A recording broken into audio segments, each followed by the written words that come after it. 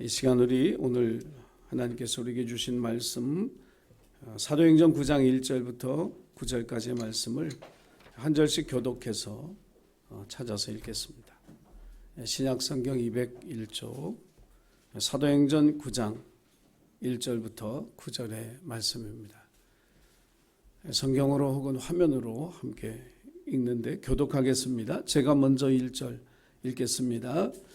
사울이 주의 제자들에 대하여 여전히 위협과 살기가 등등하여 대제사장에게 가서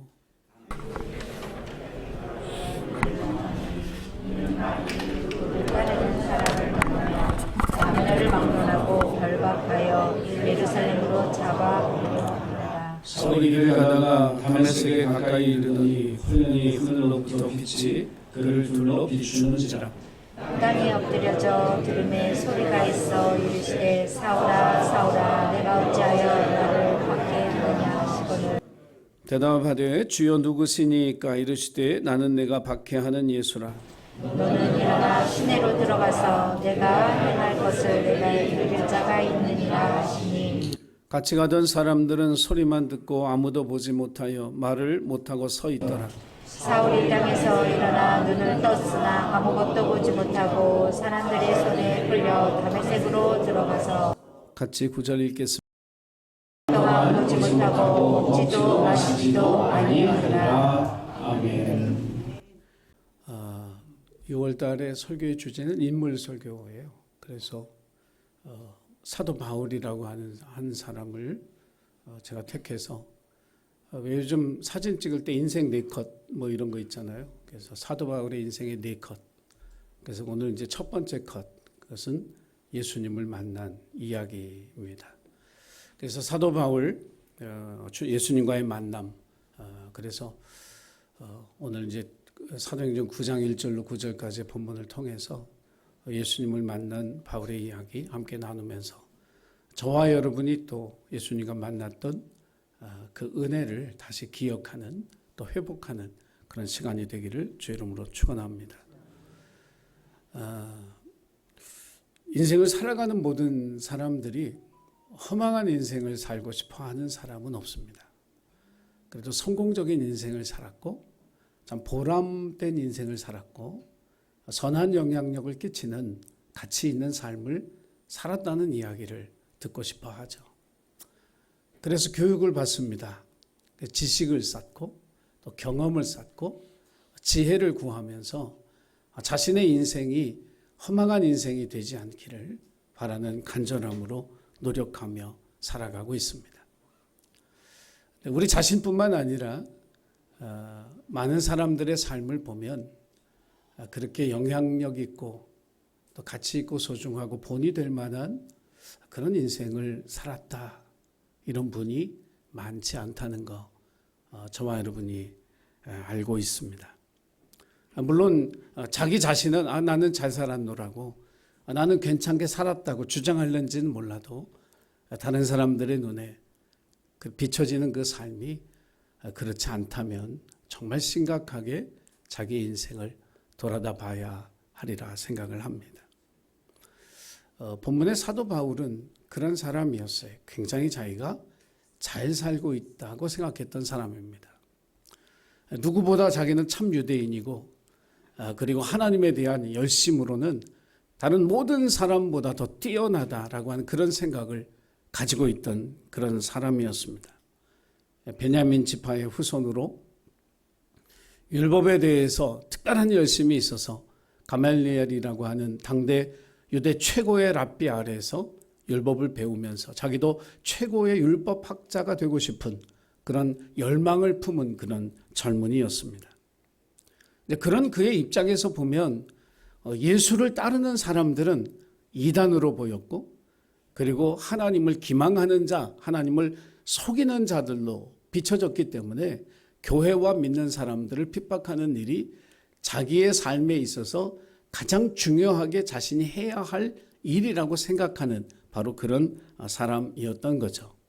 그래서 오늘 이제 본문의 말씀에도 다메섹이라고 하는 도시에 가서 거기서 예수 믿는 자들을 잡아다가 예루살렘으로 끌고 오려는 목적으로 다메섹으로 가고 있었습니다. 신약 성경 특별히 사도행전에 나오는 지명은 우리가 이제 한글식으로 한문으로 번역을 해놔서 그런데 사실은 영어식으로 표기를 하면 우리 청년이나 학생들이 이해하기에 훨씬 더 좋을 수 있는데 아직 이 부분이 번역이 안 되더라고요. 그러니까 다메섹 그러면 우리가 모르지만 지금 시리아라고 하는 나라의 수도가 어디인지 아시죠? 다마스커스입니다. 그 다마스커스가 바로 다메섹이에요. 그러니까 아주 오래전 2000년 전에 그 도시에 예수 믿는 사람들이 있었고 그들을 잡기 위해서 이제 바울이 그곳으로 이제 가고 있었던 그런 중이었던 겁니다. 자, 인생을 살아감에 있어서 허망하지 않은 인생을 살아가는 길, 성경은 바로 예수님을 만나는 것이다라고 우리에게 이야기해 주고 있습니다. 예수님과 함께 살아가는 삶이야말로 가장 보람되고 가장 소중하고 가치 있는 인생이라고 이야기해 주는 거예요. 여러분, 예수님 없이 살아가는 사도 바울의 모습을 오늘 성경 말씀이 뭐라고 그를 표현하고 있냐면 여전히 위협과 살기가 등등하다 이렇게 얘기하고 있습니다. 옆에 분 한번 보세요. 혹시 그분이 살기가 등등하면 어떨까? 그 말은 뭐예요? 무섭고 두려운 사람이라고 하는 거예요. 가까이 하기 힘든 사람이라고 하는 거예요. 근데 옆에 분 한번 보시니까 따뜻하고 또 정감이 가는 그런 얼굴이죠. 근데 표정들이 왜 그래요? 하나님 없이 살아가는 사람의 표정이 뭐냐면 그냥 살기가 등등한 거예요. 다른 사람 보면 정죄해야 되고 다른 사람 보면 판단해야 되고 다른 사람 보면 책망해야 되고 뭔가 약점을 붙들고 늘어지는 그런 사람들. 근데 하나님과 함께 살아가는 사람, 예수를 구주로 고백하는 사람들의 표정은 뭐냐면 불쌍히 여기는 마음이에요. 긍휼한 마음을 가지고 살아가는 거예요. 옆에 분 한번 보세요. 아유, 고생 많았어요. 수고했어요. 이준순 집사님하고 이태원 집사님은 어저께 안 좋으셨어요, 혹시? 외면하고 계시네? 아니죠? 아니죠? 제가 잘못 본 거죠? 긍휼히 여기는 마음으로 서로를 바라볼 때 그게 예수님을 품고 살아가는 사람의 표정이고 마음이거든요. 근데 사도 바울이 잘난 사람이잖아요. 똑똑한 사람이고 나면서부터 이 시대 사람들이 다 부러워하는 로마 시민권을 가지고 있는 사람이고 아버지가 아주 큰 천막 사업을 해서 돈이 많은 그런 집안에서 태어났고 또 유학을 보내서 이 비시디아 저 다소에 오늘날의 터키 저 아래쪽에 사는 사람이 아버지가 돈 많아서 유학 보내줘서 예루살렘으로 와서 가말리엘의 문화생이 돼서 율법을 배우는 이런 사람이 됐으니 얼마나 유다 사람들이 보면 다 부러워할 만한 모든 조건을 다 가지고 있는 사람, 성공을 향해 달려가는 사람이었지만 사도 바울이 자기의 인생을 돌이켜보면서 결론으로 하는 이야기는 뭐냐면 자기의 인생은 하나님의 진노 아래 놓인 삶이었다고 고백하는 거예요. 다시 말하면 하나님의 심판 아래 놓인 존재, 이것이 자기였다는 거죠. 에베소서 2장 3절 말씀을 우리가 한번 보겠습니다. 자, 우리 같이 보죠. 같이 읽겠습니다. 시작. 전에는 우리도 다 그 가운데서 우리 육체의 욕심을 따라 지내며 육체와 마음에 원하는 것을 하여 다른 이들과 같이 본질상 진노의 자녀이었더니 하나님의 진노 아래 놓인 심판받아야 할 존재, 이것이 사도 바울의 자기 인생의 결론이었다라고 하는 사실을 깨달았다라고 하는 거예요. 세상에서 대통령 하면 뭐예요? 세상에서 재벌이 되면 뭐예요? 예수 없이 살아가는 사람의 인생의 결론은 뭐냐? 하나님의 진노 아래 놓인 하나님의 심판받는 그런 결론, 인생의 결론이 그렇게 된다면 그것이 얼마나 허망한 것이겠는가. 여러분, 예수님과 함께 살아가는, 예수님을 구주로 고백하고 살아가는 저와 여러분이 얼마나 행복한지, 우리의 결론은 하나님의 진노가 아니라 하나님의 구원과 천국의 소망과 영생의 약속이 우리에게 있는 삶을 살게 되는 줄 믿으시기를 바랍니다. 어떤 좀 이 복음을 받아들이지 않았던 한 분이 식당에서 그런 이야기를 했답니다.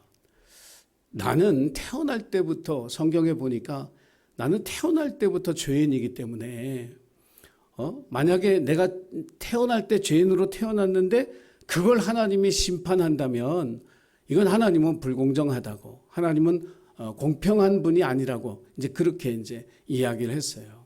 그래서 식사를 하던 분 중에 예수 믿는 분이 이제 그에게 얘기하셨죠. 하나님은 우리가 죄인으로 태어났기 때문에 심판하시는 것이 아니라고, 우리가 죄인으로 태어났기 때문에 심판을 피하라고 아들 예수 그리스도를 이 땅에 보내주셨고 십자가를 지시고 우리의 죄값을 치르게 하셔서 예수를 믿기만 하면 구원의 길을 열어주셨노라고. 그러니까 그 복음을 받아들이고 내가 예수님을 내 구주로 고백합니다, 이 한마디면 심판이 아니라 구원과 영생의 약속을 누릴 수 있노라고 그렇게 이야기를 했어요. 그래도 표정이 이분이 떨떠름한 거예요. 그래서 이분이 한 가지 비유를 통해서 더 설명을 해줬어요.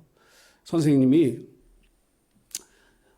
어느 방에 이제 들어가 잠을 자고 있는데 한밤중에 어떤 사람이 칵칵칵칵 막 문을 두드리면서 불이 났다고 그러니 빨리 어서 피하시라고 그렇게 알려주면 어떻게 하겠느냐고.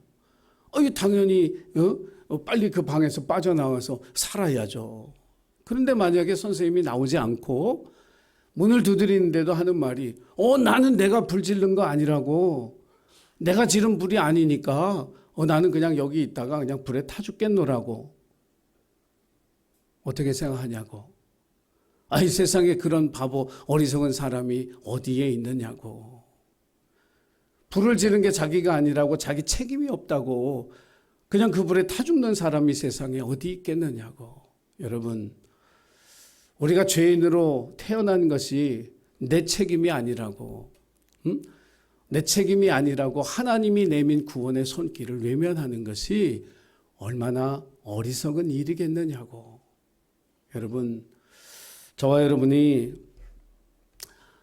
하나님께서 우리를 예수 그리스도를 통해 구원하셨다는 그 메시지를 듣고 주님의 손을 붙잡고 하나님과 함께 살아가는 삶을 살게 된 것을 감사하는 저와 여러분이 되기를 간절히 소원합니다.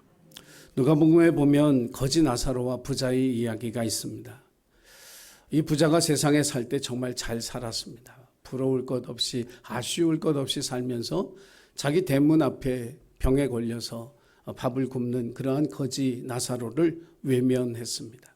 그러다가 이제 죽고 세상을 떠나갔는데 가만히 보니까 이 부자는 자기는 불못에 떨어져서 그냥 목이 너무 말라 이 물 한 방울 손가락에 딱 찍어서 이렇게 혀에다 얹었으면 좋겠다 그 생각을 하고 있는데 보니까 거지 나사로는 아브라함의 품에 안겨 있는 거예요. 그러면서 이 부자가 무슨 생각을 했냐면 나를 세상에 다시 좀 보내달라고. 내 형제들이 다 나처럼 살고 있는데 죽고 나면 이렇게 될 텐데 이렇게 돼서야 되겠느냐.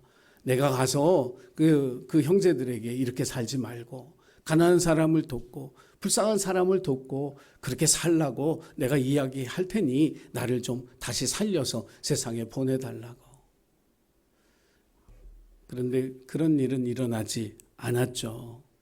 누가복음 16장 29절에 말씀이 있어요. 한번 이 말씀도 같이 보겠습니다. 시작. 아브라함이 이르되 그들에게 모세와 선지자들이 있으니 그들에게 들을지니라. 이미 하나님의 구원을 전하고 있는 사람들이 세상에 있기 때문에 그 사람들의 말을 듣고 충분하다는 거예요. 근데 그 사람들의 말을 듣지 않는다면 네가 죽었다가 다시 살아나서 전한다 하더라도 그 사람이 듣지 않을 것이다 라고 하는 그러한 이야기입니다. 저는 이 비유가 오늘 우리가 살아가는 시대에 굉장히 중요한 메시지를 담고 있다고 믿습니다. 우리가 살아가는 시대는 개인주의 시대예요. 다른 사람의 고통, 다른 사람의 아픔을 외면하는 시대입니다. 너가 없는 나만 있는, 우리가 없는 나만 있는 그런 세대를 우리가 살아가고 있어요. 우리 주변에 고통받는 이들을 돌보는 것, 하나님이 우리에게 주신 복을 가지고 그 복을 흘려보내는 이 일이 얼마나 중요한 일인가. 하나님 없이 살아가는 그 사람들이 하나님의 진노 아래 놓여서 하나님의 심판받게끔 내버려 두는 것, 이것이 우리의 그 하나님께서 우리를 구원하신 이유가 아니라 그들에게 복음을 전하고 그들이 예수를 믿고 하나님 안에 살아가는 그 생명의 삶을 살도록 우리를 통해서 그 메시지가 전해지고 그 사랑이 전해지고 나누어져야 된다라고 하는 그 사실을 저와 여러분이 기억하고, 지금 내가 예수님과 함께 살아가는 삶을 감사할 뿐만 아니라 아직도 하나님 없이 살아가고 있는, 하나님의 진노 아래 놓였는데도 그것이 하나님의 심판 아래 놓인 것인지를 깨닫지 못하고 살아가는 많은 사람들에게 그 하나님의 구원의 메시지를 전하는 일을 게을리하지 아니하는 그런 저와 여러분이 되기를 주의 이름으로 간절히 축원합니다. 인생이라고 하는 게 만남의 연속인데, 여러분같이 좋은 교인을 만난 저는 축복받은 목사인 줄로 믿습니다. 여러분들도 그렇게 생각하시리라 제가 그냥 대답은 안 해도 제가 그렇게 생각을 하겠습니다. 옆에 있는 분들 만난 거 얼마나 행복인지. 자, 한번 악수하고 잘 만났군, 잘 만났어. 한번 하세요, 빨리. 잘 만났어. 아주 잘 만났어.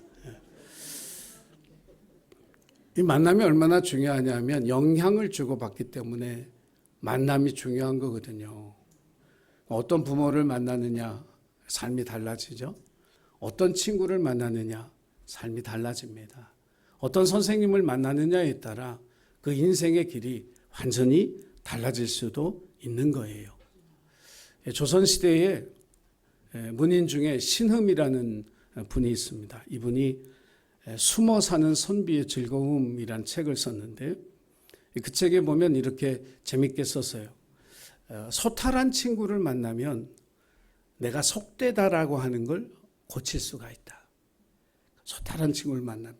또 통달한 친구를 만나면 내가 어느 한쪽에 이렇게 편벽돼 있다라고 하는, 편향돼 있다라고 하는 것을 깨우칠 수가 있다.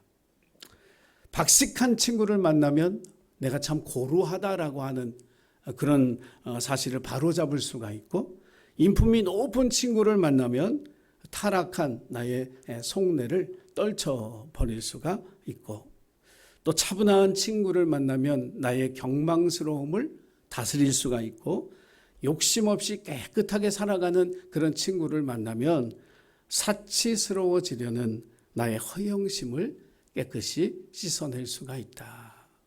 여러분, 인생을 살아가면서 좋은 친구, 선한 영향을 받는 그런 친구들을, 또 그런 사람들을 많이 만나시기를 주의 이름으로 축원합니다. 자, 사도 바울이 예수님을 만나기 전까지 가말리엘이라고 하는 당대 유대 최고의 율법학자를 만났습니다.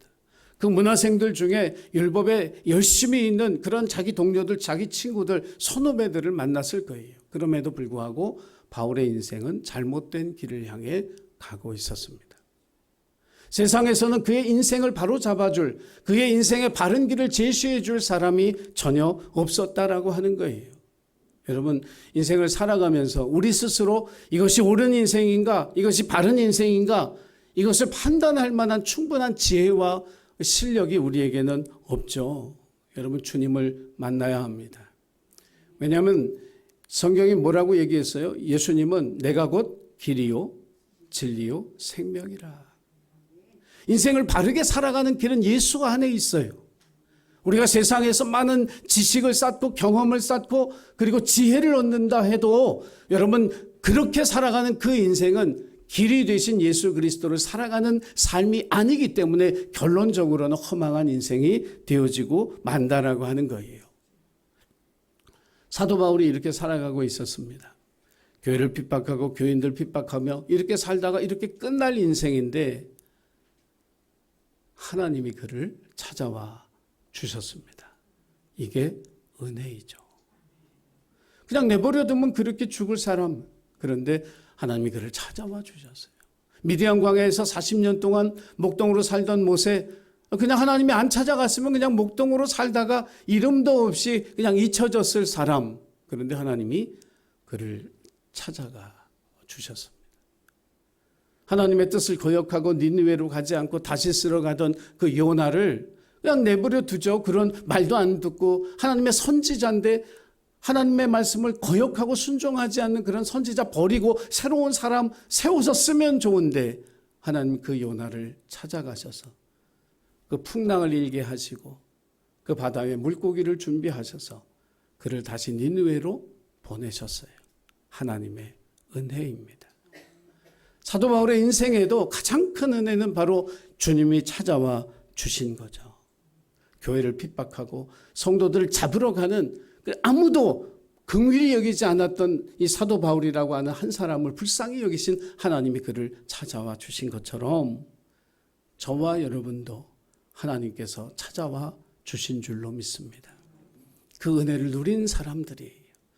그리고 때때로 우리가 슬프고 괴롭고 고통스러울 때도 찾아와 주시고 우리가 홀로 있다 생각하며 좌절과 슬픔에 젖어 있을 때도 우리를 찾아와 주시고 낭망할 때도 우리를 찾아와 소망으로 우리를 일으켜 세워주시는 그 하나님의 찾아오심이 우리 인생에 얼마나 큰 은혜인가를 기억하고 살아가는 저와 여러분이 되기를 주님의 이름으로 축원합니다. 한국교회 초기에 서상윤이라고 하는 분이 있었습니다. 이분이 13살 때 부모님을 다 여의고 고아가 되었습니다.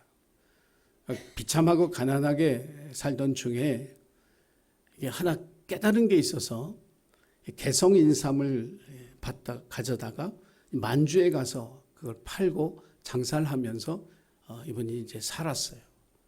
그렇다고 뭐 많은 돈을 번 건 아니고 근근히 살아가고 있는 중에 31살 때 이분이 장티부스에 걸렸습니다. 그때만 해도 뭐 이런 질병에 걸리면 거의 생명을 잃는 사람들이 너무 많았죠. 다 죽어가는 그를 스코틀랜드 선교사인 맥킨타이어라고 하는 선교사가 찾아와서 간호를 해주고 그래서 살려냈습니다. 이 선교사가 생명의 은인이 된 거예요. 그래서 이 선교사를 통해서 이 서상윤 씨가 이제 성경을 읽게 되고 예수님을 알게 되고 예수님을 만났습니다. 그리고 1년 만에 세례를 받았어요. 세례를 받고 이분이 결심을 했습니다. 내 생명은 이미 그때 죽었다. 근데 하나님이 나를 살려주셨다. 내가 이 생명을 가지고 하나님의 영광을 위해 살아야 되겠다. 그런 결심을 하게 돼요. 그래서 그때부터 선교사님을 쫓아다니면서 성경을 배우고 선교사에게 조력자가 되었습니다. 그러던 중에 로스 선교사라고 하는 분이 한글로 성경을 번역을 하고 싶은 거예요. 그래서 이 한글로 성경을 번역할 때 누가 도와줄까? 근데 이 서상윤 씨가 이 로스 선교사에게 붙어서 이 성경 번역하는 것을 도와줬습니다. 그래서 나온 최초의 우리 한글 성경 예수 선교 누가복음 그 책의 번역자가 바로 서상윤 씨였어요. 이게 1882년이었습니다. 그리고 나서 이분이 너무 기쁘고 감사해서 자기의 고향이 황해도 솔레 혹은 송천이라고 하는 그 마을에 교회를 세웁니다. 이게 한국 개신교 최초의 교회가 1885년에 황해도 송천이라는 곳에 세워져요. 이 교회를 이분이 세웠습니다. 그리고 서울로 와요. 서울로 와서 이제 얘기만 하면 우리가 다 아는 교회, 세문안 교회를 1887년에 9월 달에 이 교회를 세우게 되고 그 한 해 동안 열심히 전도해서 14명을 세례받게 만들었습니다.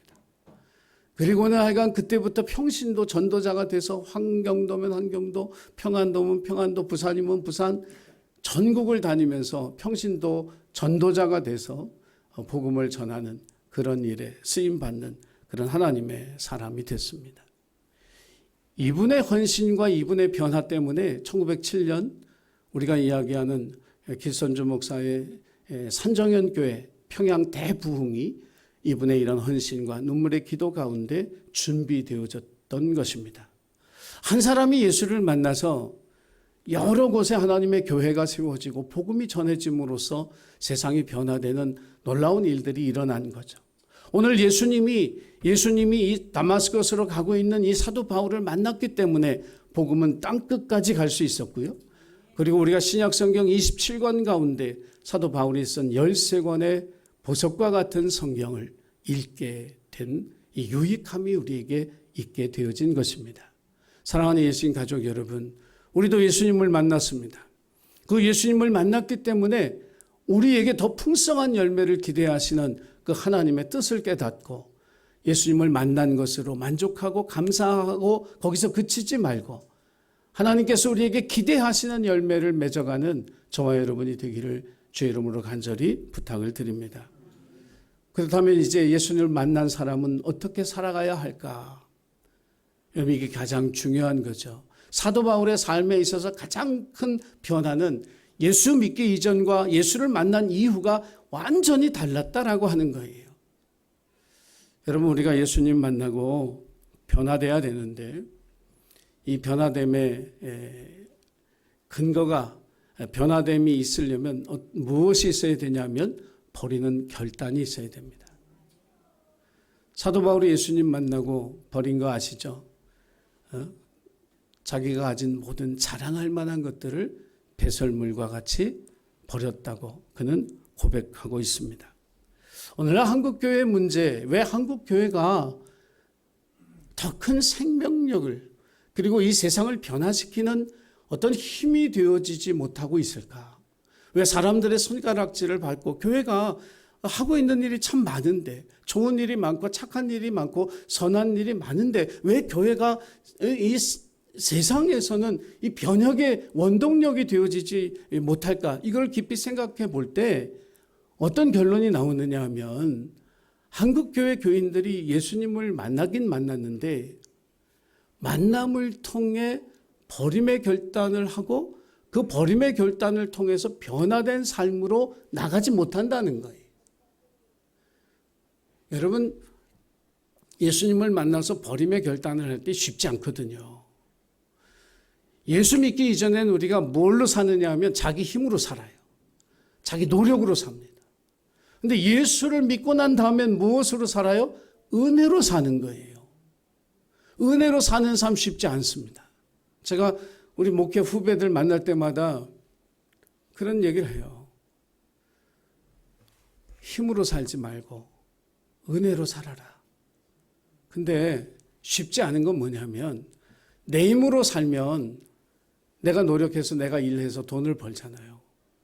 그걸로 살아요. 근데 그걸 그만두고 하나님의 은혜로 살아라. 하나님 기대하고 하나님 앞에 기도하고 하나님 앞에 그저 엎드려 있으면서 이렇게 살아라. 못 살 것 같은 거예요. 그게 힘든 거죠. 근데 여러분 그렇게 살 수 있어요? 없어요? 대답이 별로 역시 잘 안 믿으시는구나. 은혜로 살기 힘들죠. 제가 개척하고 우리 집사람이 그 전에는 저 학교 보내느라고 알바도 하고 그랬어요. 자기가 학부형이라고 항상 주장을 해요. 자기 학비에 나도 보탰다. 제가 할 말은 없어요. 그래서 빵집 알바할 때 제가 이게 빵집에서 팔다가 이제 못 판 거 이런 거 이렇게 주면 제가 가방에 잔뜩 가지고 가서 학교에 가면 또 불쌍한 중생들 있잖아요. 신학생들, 배고픈 신학생들 나눠주고 그래서 우리 후배들이 제가 빵집 하는 줄 알았다고 그러는데 사모님 빵집 하세요? 막 그랬었는데 근데 딱 개척을 했는데 알바를 딱 끊는 거예요. 저는 그때 그냥 동의했어요. 그래 이제 목회 나왔으니까 하나님 책임이 져야지 뭐 우리가 우리 힘으로 산다고 해서 얼마나 잘 먹고 잘 살겠냐 기도하자. 근데 정말 하나님 은혜로 사는 것을 훈련을 받았어요. 훈련을 받다 보니까 그게 사라지더라고요. 내가 땀 흘려서 노력해서 돈 벌어서 사는 거요. 이거 끊어내려면 힘들거든요. 근데 어느 순간에 결단을 해야 은혜로 사는 삶의 전환이 돼요. 그럼 우리 하나님이 얼마나 좋은 분이냐면 우리에게 있어야 할 것을 아시는 분이고 우리의 필요를 채워주시는 분이고 우리가 원하는 것들을 하나님의 때에 주시는 분이라는 사실을 은혜 가운데 살면서 알게 되는 거예요. 근데 한국교회 문제, 이것이 우리의 문제, 나의 문제일 수 있는 건 뭐냐면 예수님을 만났으면서도 여전히 옛사람의 습관과 유혹과 그 욕심을 버리지 못한 상태로 살고 있는 그리스도인들이 많다는 거예요. 그래서 교회가 힘이 없는 거예요. 세상을 변화시키는 능력이 없는 거예요. 그래서 결단이 필요한 거죠. 버리는 결단. 그 로버트 멍어라고 하는 사람이 내 마음 그리스도의 집이라고 하는 책을 썼죠. 짧은 책이지만 굉장히 큰 통찰력을, 강렬한 메시지를 주는 그런 책입니다. 그 책에 보면 이 로버트 멍어가 그런 얘기를 해요. 예수님을 만나서 어느 날 주님을 영접했대요. 예수님이 이제 자기 마음에 오셨어요. 근데 그게 감정적으로 이렇게 느낀 게 아니라 실제적으로 자기에게 일어난 일이라고 고백을 해요. 그러면서 주님이 내 마음의 집에 딱 들어오셨는데 주님의 눈빛이 심상치 않더라는 거예요. 저분이 왜 저러시나 그러고 있는데 주님이 뭐라고 얘기하시느냐면, 야, 이 집에서 이상한 냄새가 난다. 뭔가가 죽어가고 있는 것 같다. 썩는 냄새가 난다는 거예요.